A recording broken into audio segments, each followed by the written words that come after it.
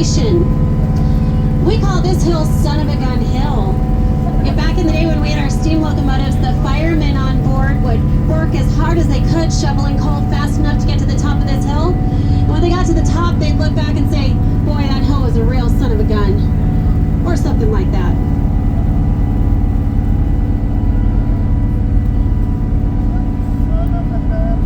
So people sometimes ask me if any of these big boulders around here ever fall down onto the tracks.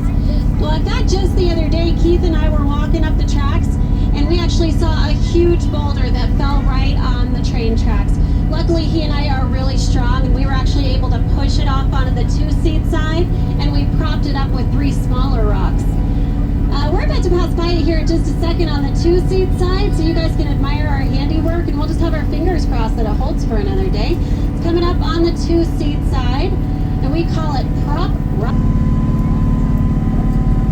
And if anybody on board today is in the market for a fixer-upper, coming up on the 3-seat side, we have the remains of an old fur trapper's cabin. It just needs a little bit of work.